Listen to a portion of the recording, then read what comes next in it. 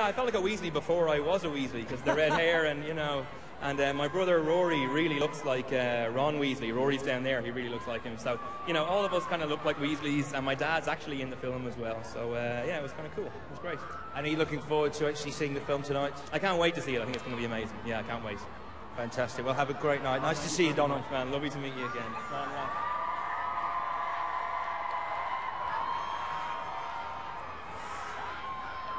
Ladies and gentlemen, we have another arrival in the square for the premiere this evening. Bonnie Wright, who plays Ginny Weasley, is just stepping out of her car.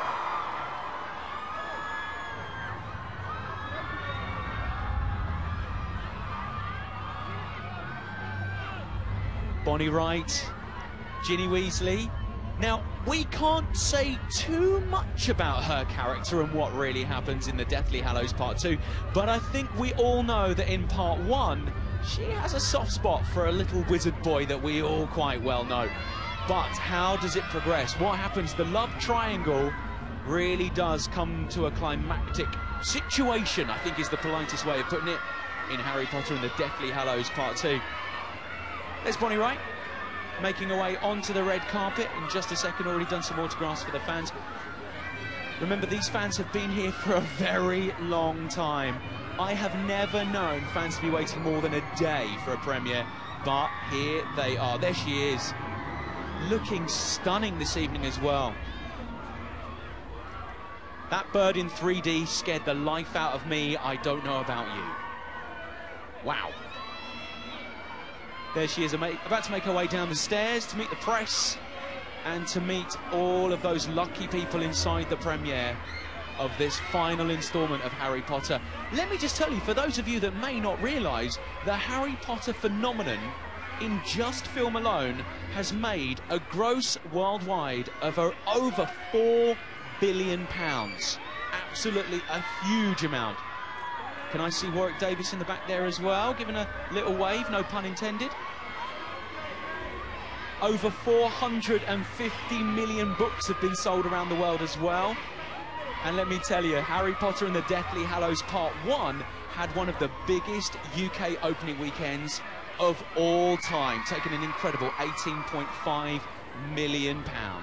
Let's go over to Alex Zane, who has another of the incredible cast of Harry Potter. Right, he plays not one, but two roles in this final film. Professor Filius and Grip Hook. Warwick Davis has joined us in the square.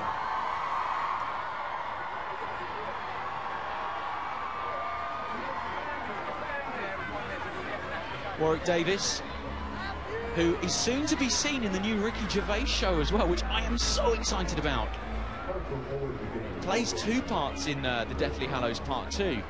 I don't know if he got twice the salary. Maybe that's a question we should ask him. I'm sure he probably did.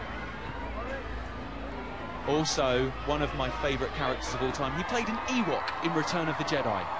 And that is good enough for me. As far as I'm concerned, as long as he wasn't Jar Jar Binks, my life is okay. It was 11 years ago, I should really let it go. Warwick Davis on the red carpet with his family. Sad moment for him as well. He's been in several of the Harry Potter films. In fact, he was in the very first movie that got released, Harry Potter and the Philosopher's Stone. Or the Sorcerer's Stone, if you've travelled from America, or you're listening to this online.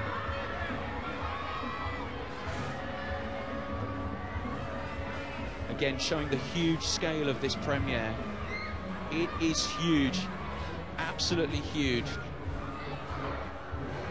More of the cast still signing autographs. It's a sea of fans out there today, and it could have been literally a sea of fans. We are so lucky that the rain has stopped. It was absolutely pouring down in London here this morning. We were very, very worried for a lot of these fans, but thank goodness it is now glorious out there today, and now we're advising people to practice safe sun.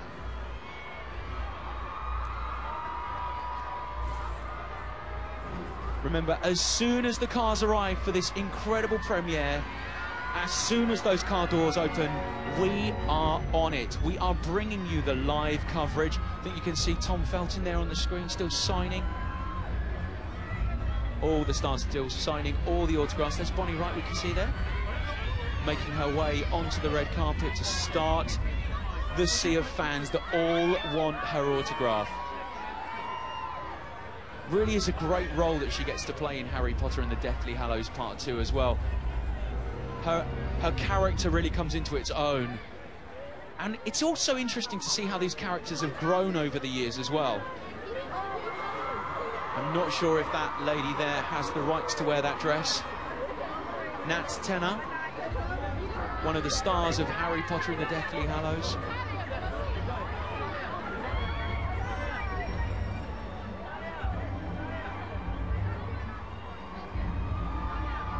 Tom still signing autographs as well. Warwick Davis about to start the red carpet.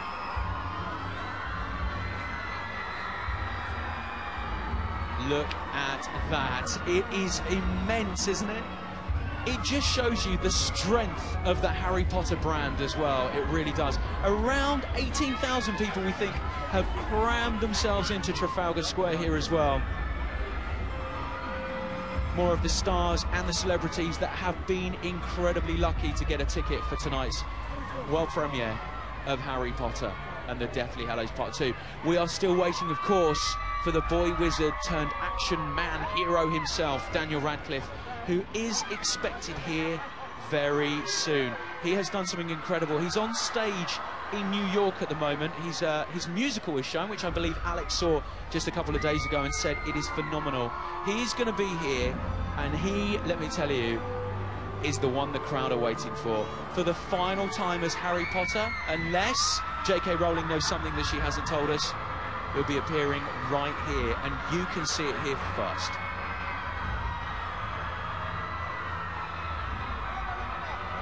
Ginny Weasley.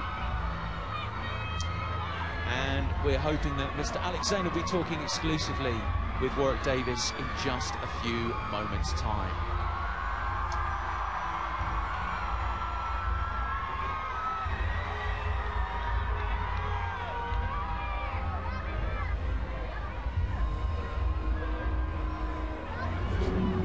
Ladies and gentlemen, one of Harry Potter's most iconic characters, the man who plays Hagrid, Robbie Coltrane, has just arrived in Trafalgar Square.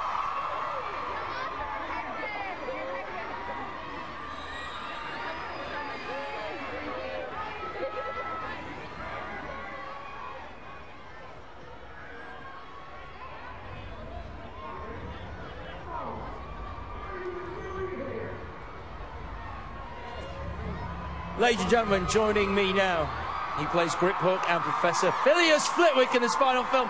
Warwick Davis, how are you? I'm very well. Isn't this amazing? It's absolutely amazing.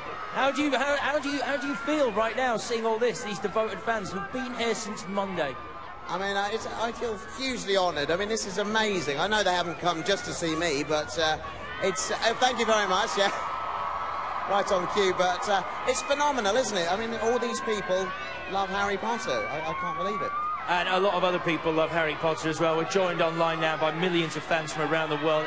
One of our online viewers has sent in this question. We heard it took hours in makeup to create Griphook. How was that? Yeah, I mean, it's approximately 4 hours every day to become Griphook. I mean, it's very difficult to get rid of these good looks, so it takes a long time. The finishing touches being 23mm contact lenses and teeth as well, so I'm totally immersed. But the makeup team were second to none. Absolutely brilliant work by Nick Dudman and his team. And without them, of course, you know, the character wouldn't be the character he is. And so it's a team effort, really. I'm going to use the word delicious to describe the opening scene between yourself and Harry. It's a wonderful scene. Between Griphook and Professor Phileas Flitwick, who did you enjoy playing most? Well, I mean, most actors will tell you to play the villain in a film is by far the most fun and entertaining. You know, a real part to get your teeth into. And Griphook was just that sort of character for me. You never quite know where you are with this character. Is he, whose side is he on? And it's lovely to play with those emotions and play with the audience. But of course, Flitwick, he's an old favourite. He's been in all the movies as well, so I love him as well. And he's there in the climactic battle at the end as well, walking among those stone warriors. What was that like to film? Because obviously there's so many special effects involved. Yeah, I mean, it's probably not quite as exciting as it looks on screen, but yeah, it's using your imagination. To make these films, you have to become a child again and be able to visualise all these amazing things, the dragons and what have you, and just to be able to use my wand in anger at the end there was terrific. After all these years of conducting and teaching spells, to be able to finally kind of cast some spells to, you know, do away with some baddies was quite fun. And in terms of your experiences on Harry Potter, do you have one standout memory? I know we spoke yesterday and you mentioned using the wand was a highlight for you, but if you had one memory, what was it? I mean, so hard. Over 10 years to pick out one moment. I mean, I just feel such honoured, really, to have been asked to be in the first movie, but then to be asked to come back every single time by the producers and the directors. I mean, it's terrific. I mean, but just working with the cast and crew, who are all such a terrific bunch of people, and you know, real great friends. And it's lovely when we attend premieres such as this to all get together again. And it's going to be very sad at the end of the evening, saying goodbye for what is kind of the final time. But between now and then, you have a spectacular premiere to attend. Warwick Davis, thank you very much. Cheers, Alex. Thank you. Thank you.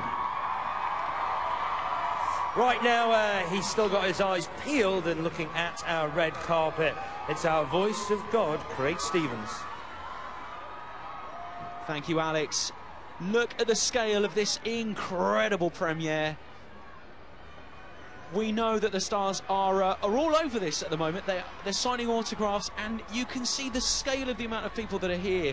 It is going to take an incredible... There he is, Mr. Robbie Coltrane, a legend of British television and a superstar in cinema as well.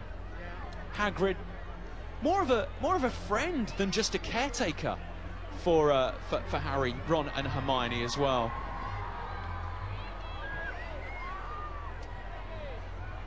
Now let's go over to the lovely Edith Bowman live from Trafalgar Square with more of the stars of Harry Potter.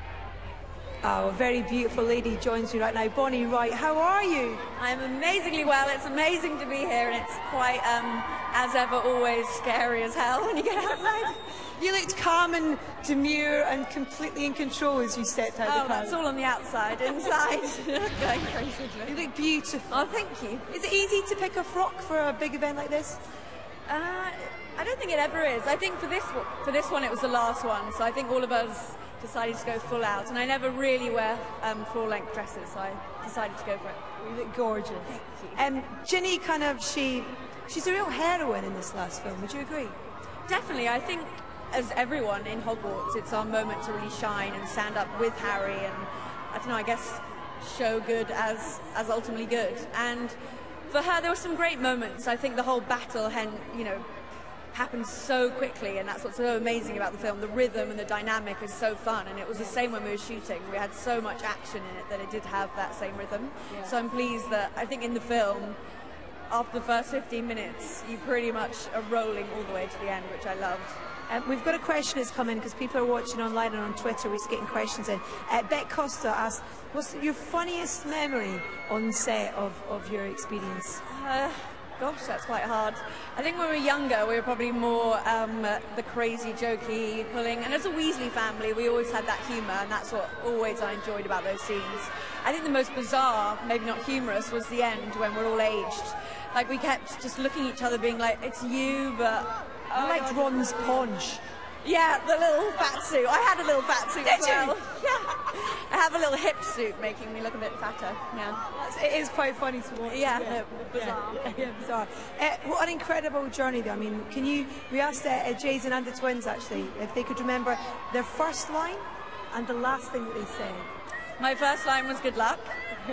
And which I probably needed throughout the whole film. And my last line... God, that would be maybe when I run forward when I think that Harry's dead, I'm shouting no, no, like that. Yeah. How did you feel watching the film? Have you seen it? Yeah, I watched it on Tuesday, and I think I had shivers down my spine the whole way through. And in fact, I think all of us were very wary of the whole 3D coming into the last film, but it is the perfect movie to happen. I mean, literally, I won't ruin it, but there are some amazing moments with the 3D. Well, we're in 3D right now as well. Oh, really? What, in the cinema? Yeah, around the country and around the world. It does look like a very weird camera. Listen, enjoy today. It's so nice to chat to you. Thank you. Thank you so much. And just to say thank you, everyone that's here, and we just loved our fans, so thank you. Thank you. Cheers, Bonnie. Back to you, Alex.